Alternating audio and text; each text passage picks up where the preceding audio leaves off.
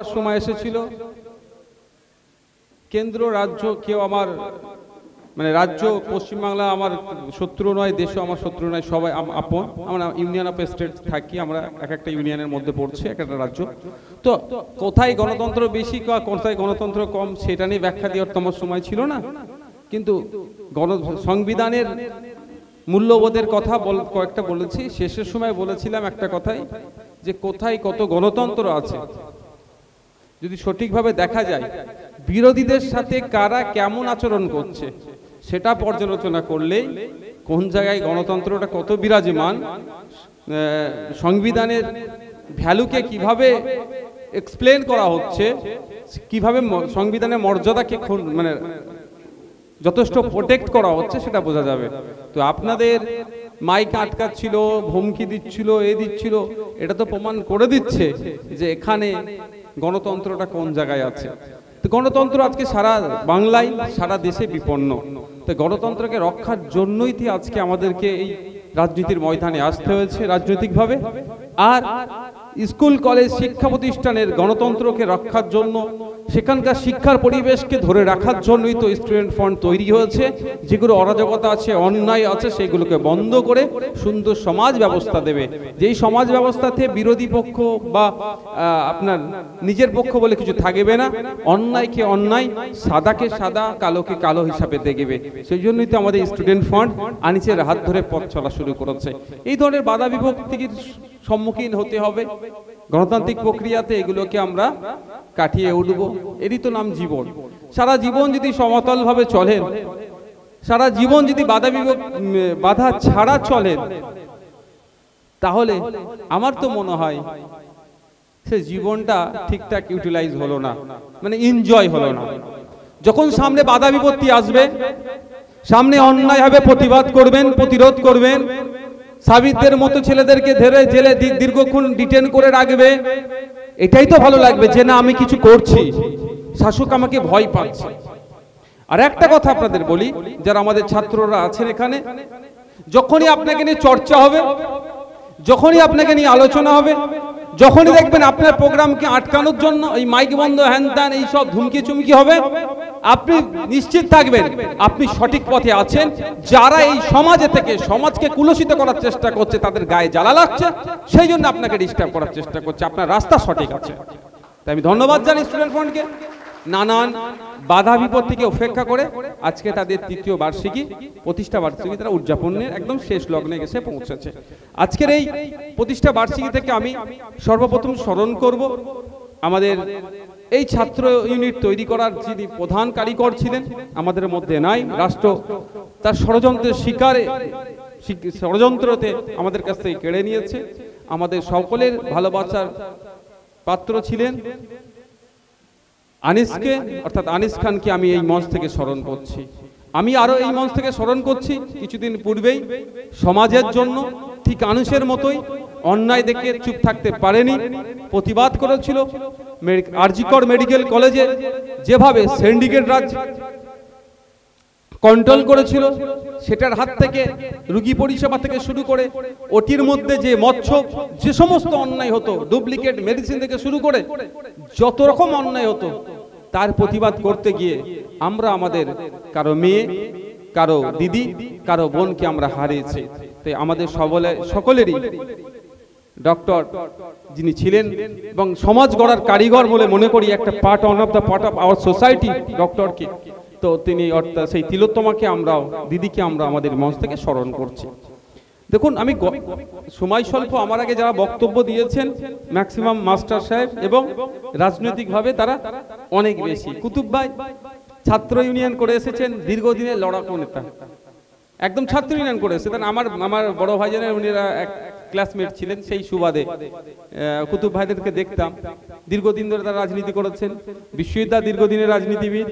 আমাদের মাহিদা তো মাস্টারদেরকে রাস্তায় নামিয়ে নিয়ে এসে সরকারের এই চাকরি চুরি করেছে, তার বিরুদ্ধে কিভাবে লড়তে হয় সেটা দেখিয়েছে।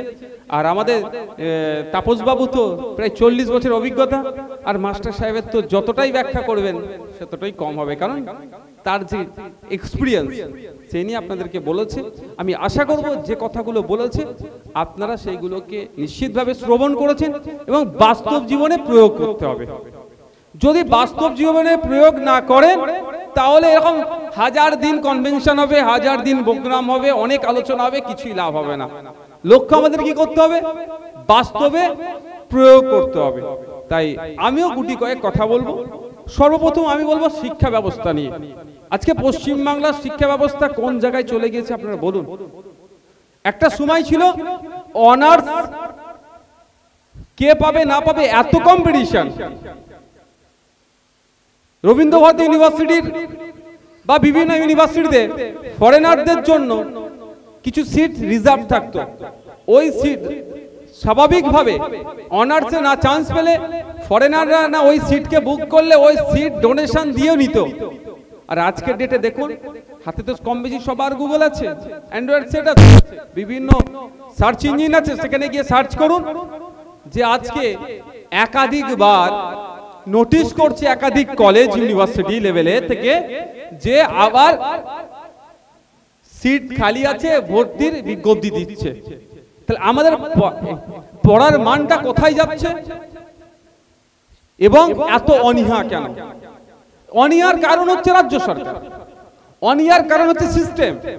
কারণ দেখছে কিভাবে 1000 দিন, 1200 দিন, 850 দিন শিক্ষিত ছেলেরা রাস্তায় বসে আন্দোলন করছে, চাকরি নাই, মেধা বিক্রি হচ্ছে, মেধা চুরি হয়ে যাচ্ছে, অবৈধ পন্থাতে মেধাকে কিনে নিচ্ছে। সেই জন্য ছেলেরা আজকে উচ্চশিক্ষায় শিক্ষিত হওয়ার মানসিকতা হারাচ্ছে। এটাতে লাভ লস কি আছে?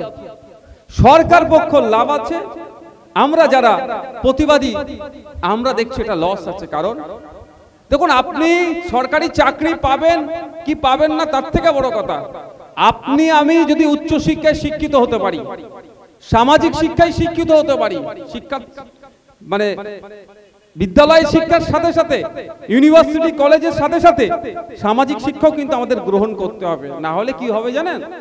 আপনি দেখবেন এরকম অনেক শিক্ষিত পাওয়া যায়, সেই সমস্ত শিক্ষিতকে আমি ধিক্কার জানাই। হয়তো একটা টোটোতে উঠেছে বা অটোতে উঠেছে, ড্রাইভারকে আমি মাস্টার্স করেছি বা আমি একটা চাকরি করছি তুই তুকারি সম্বোধন করে কথা বলে। সেই ড্রাইভার, টোটো ড্রাইভার বা অটো ড্রাইভার বা রিক্সা চালক কিন্তু আপনি সম্বোধন করে চলে।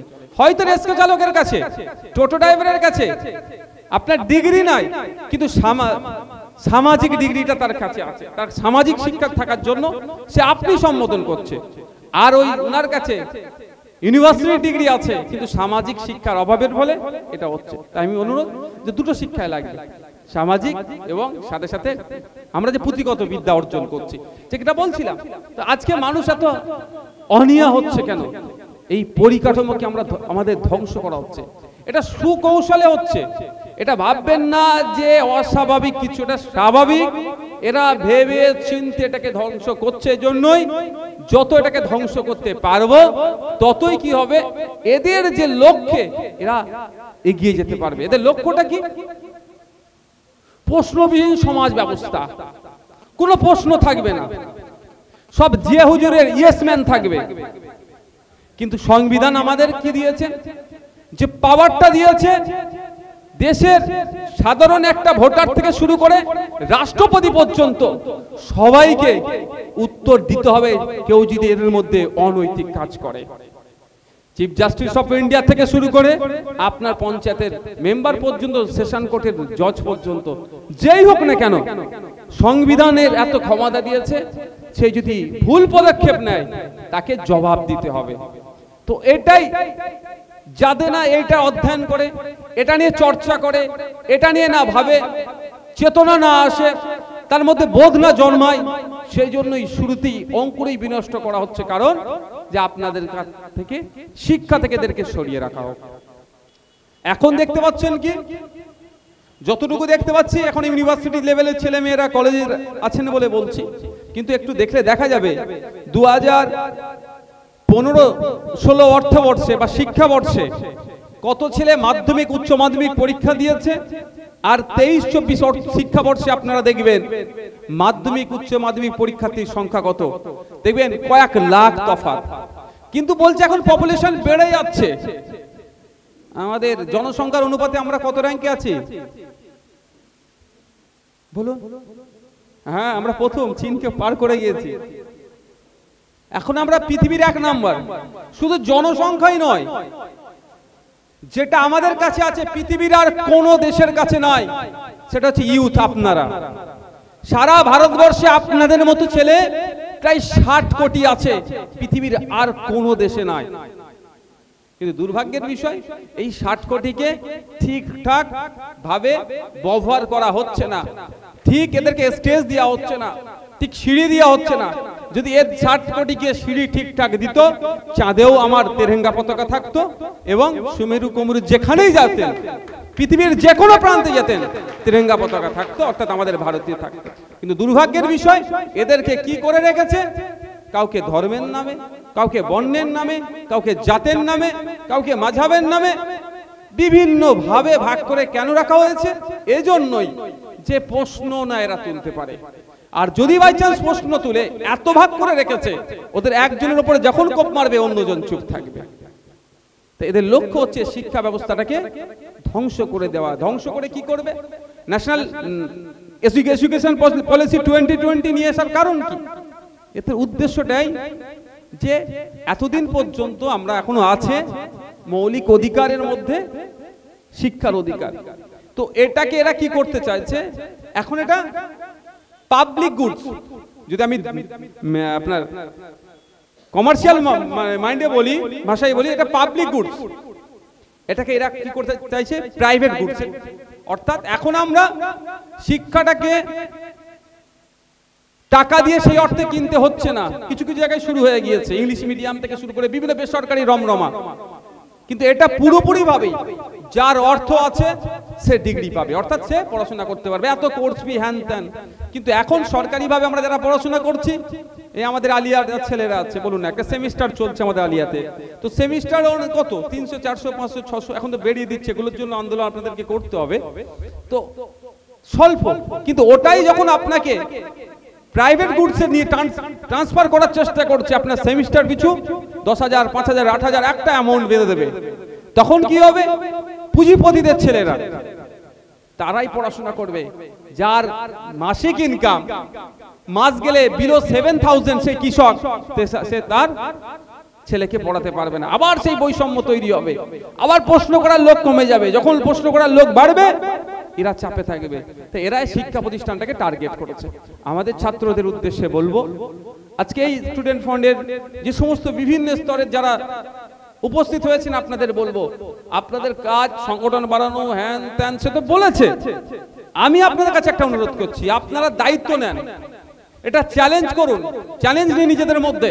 আর আগামী বছরে আমি সেটা আশা করছি, আমাদের সাবির আছে, আমাদের রাকেশ আছে, যারা নেতৃত্বরা আছে, এটা আমাকে লিস্ট অনুযায়ী দেখবো যে কতজন স্কুল ছুটকে তাদের পরিবারের সাথে কথা বলিয়ে তাদেরকে পুনরায় স্কুলে আপনারা নিয়ে যেতে পেরেছেন। এটা আপনাদেরকে একটা হোমওয়ার্ক আমি দিলাম, এটা আমাদের হওয়া দরকার। শুধুমাত্র ইউনিভার্সিটি যাব, ইউনিট পেলাম, বড় বড় কথা বললাম, চোর ডাকাত সব ঠিক আছে, ওটা পার্ট। কিন্তু আমাদেরকে গ্রাসরুট লেভেলে নেবে কাজ করতে হবে। কারণ আপনাদের সাথে যে পার্টিটার সম্পর্ক, সেই পার্টিটা এই সমস্ত কাজ করার জন্য তৈরি হচ্ছে, বঞ্চিত মানুষের কথা বলার জন্য তৈরি হচ্ছে, যার অধিকার হরণ হচ্ছে তাকে অধিকার পাইয়ে দেওয়ার জন্য তৈরি হয়েছে। সুতরাং আপনাদেরকে অন্যদের থেকে আলাদা কাজ করতে হবে। আমরা যে কাজ শুরু করব, আশা করছি পশ্চিমবাংলায় বিভিন্ন রাজনৈতিক দলে তাদের ছাত্র সংগঠন আছে, তারা কতটা করছে না করছে সে বিতর্কে যাব না। কিন্তু আগামী বছরে আবার যখন 27শে নভেম্বর আমরা ৪র্থতম প্রতিষ্ঠা দিবস পালন করব, সেদিন যেন আমরা বুক ঠুকে বলতে পারি মিডিয়ার সামনে যে আমরা এক বছরে আমাদের রাজ্যের স্টুডেন্ট ফান্ডের উদ্যোগে আমাদের বিভিন্ন স্তরের ছেলে মেয়েদের সহযোগিতাতে এত স্কুল ছুটকে আমরা স্কুলে বা শিক্ষা প্রতিষ্ঠানে নিয়ে আসতে পেরেছি। এই চ্যালেঞ্জটা দিলাম, গ্রহণ করবেন তো আপনারা? হবেন তো? যেতে হবে, বোঝাতে হবে। আর একটা কথা বলি সাথে সাথে, কারো যদি অর্থের অভাবে পড়াশোনায় তো যাবেন আপনারা, তার সাথে কথা বলবেন, ম্যাক্সিমাম কি হয় দেখেন, অর্থের অভাবে আর মিসগাইড হওয়ার জন্য স্কুল ছোট হয়ে যাচ্ছে। আমি আপনাদের বলি, আপনাদের সাথে সব সময় ছিলাম, আছি, আমরা থাকবো, আমাদের নেতৃত্বরা আছে। আমি দায়িত্ব নিয়ে বলছি, অর্থের অভাবে পড়াশোনার ক্ষেত্রে আপনার স্টুডেন্ট ফান্ডের অর্থের অভাব হবে না। নওশাদ সিদ্দিকী আপনাদের পাশে আছে। অন্য কোনো জায়গায় ভাই, আমি আমার বিভিন্ন সময় আমাদের বাড়িতে লোকজন আসে, খারাপও লাগে, কার মেয়ের বিয়ে, কার আপনার চিকিৎসার জন্য যখনই আসে প্রথমে ওর মুখে প্রতি উত্তর দিই, ভাই আমি পারবো না সহযোগিতা করতে, আপনার বাড়ির একটা ছেলে দেন, পড়াবার জন্য আমি প্রস্তুত আছি।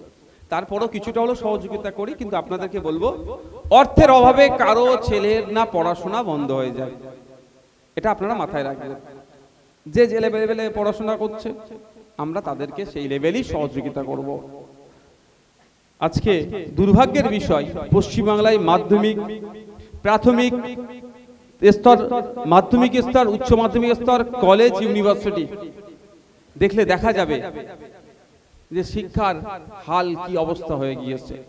আমার তো মনে হয় আমাদের ছাত্র সমাজ থেকে একটা আওয়াজ তোলা দরকার।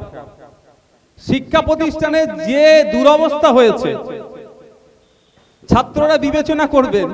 কারণ আজকে শিক্ষামন্ত্রীর সাথে আমার দেখা হয়েছে, একটু কড়া কথা হয়ে যাবে, কালকেই দেখা হবে, বলবো কি বলবো না ভাবছি, বলবো কালকে আমার দেখা হবে, বলে ভাই তুমি আমার সাথে বিধানসভায় কথা বলে কি এত কথা বললে, একটু ভাবতে হবে, আপনার একটু জরিপ করুন। শিক্ষা প্রতিষ্ঠান জনসংখ্যার অনুপাতে শিক্ষা প্রতিষ্ঠান আছে কি, এটা জরিপ করুন। যদি জরিপে শিক্ষা ব্যবস্থা ফেল করে তখন কি বলতে হবে সেটা বলবো। ছাত্র শিক্ষক রেশিও মেনটেন হচ্ছে কিনা, স্থায়ী শিক্ষকের সংখ্যা কত। দুর্ভাগ্যের বিষয়, পশ্চিমবাংলায় 31টা সরকারি বিশ্ববিদ্যালয় আছে, 31টার মধ্যে 29টাই খোঁজ নিয়ে দেখুন স্থায়ী উপাচার্য নাই, ভিসি নাই, পার্মানেন্ট। ভাবতে পেরেছি গার্জিয়ানলেস শিক্ষা প্রতিষ্ঠানগুলো কিভাবে চলবে? এটা অত বড় হায়ার এডুকেশন ইনস্টিটিউশন চলছে। তো আপনারা একটু সার্ভে করুন, দেখেন যদি সার্ভে করে যে শিক্ষা ব্যবস্থা ভেঙে পড়ছে, রাজ্যের শিক্ষামন্ত্রী ব্যর্থ হয়েছে, তাহলে মমতা ব্যানার্জি অনেক প্রকল্প শুরু করেছে, সবের পিছনে একটা বড় করে শ্রী লাগিয়ে দিয়েছে, একটা হতশ্রী প্রকল্প দিয়ে শিক্ষামন্ত্রীকে আপনার উপহার দিন। শিক্ষা ব্যবস্থার তলনিতে চলে গিয়েছে হতশ্রী দিন, এই ব্যবস্থাটা আপনাদেরকে একটা দিলাম। কারণ আপনারা দেখেছেন কদিন আগে মিডিয়াতে প্রকাশ পেয়েছিল, তার আগে আমাকে অনেক স্কুল টিচারদের সাথে আমার কথা হয়েছিল, যে কম্পোজিট গ্রান্টের না দেওয়ার ফলে চক, ডাস্টার, হ্যান ত্যান স্কুল সামগ্রী অনেক ক্ষেত্রে পরিচালনার ক্ষেত্রে ব্যাঘাত হচ্ছে। আমরা কোন রাজ্যে বসবাস করছি যেখানে একটা ছাত্রকে ট্যাবের জন্য 10,000 টাকা দিচ্ছে, ওই শিক্ষা প্রতিষ্ঠানে 11 ছেলেদেরকে ট্যাবের জন্য কত দিচ্ছে? 10,000। তো ওই শিক্ষা প্রতিষ্ঠানে কম্পোজিট গ্রান্ট পাচ্ছে না কেন? 1 থেকে 30 জন ছাত্র থাকলে একটা শিক্ষা প্রতিষ্ঠানে সম্ভবত 10,000 টাকা দেয়, সেটা দিতে পারছে না, কিন্তু ট্যাবের জন্য দিচ্ছে। মানে ভাবতে পারছেন কেন? লক্ষ্যটা কি? লক্ষ্যটা হচ্ছে এটাই, ওই সমস্ত শিক্ষা প্রতিষ্ঠানগুলোকে ধ্বংস করতে হবে। চক, ডাস্টার, শিক্ষার পরিকাঠামো থাকবে না, এখানে ভর্তি বন্ধ হয়ে যাবে, এর ফলে এগুলো কোথায় যাবে? সব বেসরকারি দিকে টার্ন নেবে। এখন আপনার আমার পাড়াতে আমরা, আপনি, আমি অনেকে ছোট ছোট শিক্ষা প্রতিষ্ঠান করছি, ইংলিশ মিডিয়াম বা Bangla medium, Urdu medium, Hindi medium, Santali medium, আমরা প্রাইভেট ভাবে। কিন্তু একটা সময় আসছে এই মার্কেটটাও কিন্তু ওই শিল্পপতিরা ধরবে, এটা একটা বিশাল মার্কেট। তারা যে ফ্যাসিলিটিস দেবে, তারা যেভাবে এডুকেশন প্রোভাইড করবে অর্থের বিনিময়ে, আপনার আমার পক্ষে সেই কোয়ালিটির, সেই ইকুইপমেন্ট দিয়ে ছোট ছোট শিক্ষা প্রতিষ্ঠানকে আমরা চালাতে পারবো না বেসরকারি। তাহলে আপনার আমার ছোট ছোট ব্যবস্থা শিক্ষা প্রতিষ্ঠানটাও ধ্বংস করবে। এই যে স্কুলে দেখছেন শিক্ষকের অভাবে শিক্ষা প্রতিষ্ঠান বন্ধ হয়ে যাচ্ছে, ওইগুলোই দেখবেন কিছু টাইম যাক, ওইগুলোই আবার বেসরকারি ভাবে শুরু হবে। মিলিয়ে নেবেন, দেখে নেবেন, কিন্তু এটাকে আমরা হতে দেব না। তাই কম্পোজিট গ্রান্ট নাই, আমি বারবার বলে আসছি, এই অবস্থা হচ্ছে রাজ্যের শিক্ষা ব্যবস্থার। একবার বিধানসভাতে এক বিধায়ক বিরোধী দলের প্রশ্ন করেছিল যে পশ্চিমবাংলা থেকে ছেলে মেয়েরা পশ্চিমবাংলা ছেড়ে ভিন্ন রাজ্যে পড়াশোনা করতে চাইছে, যা চলে যাচ্ছে, এতে পশ্চিমবাংলার শিক্ষা ব্যবস্থার গুণগত মান নিতে প্রশ্ন উঠে যাচ্ছে। শিক্ষামন্ত্রী যে প্রশ্নের উত্তরটা দিয়েছিল, ওই বিধানসভার শাসক দলের ওই বিধায়করা হেসে ফেলেছিল। সেটাই যে পশ্চিমবাংলা থেকে বাইরে রাজ্যে পড়তে যাচ্ছে, তো এই পশ্চিমবাংলার নাম বাড়বে। একটা সময় ছিল ভিন্ন রাজ্যের ছাত্রছাত্রীরা পশ্চিমবাংলায় পড়াশোনা করতে আসতো, এবং সময় ছিল, আমি রবীন্দ্র ভারতী ইউনিভার্সিটিতে বেশ কিছুদিন পড়াশোনা করেছি,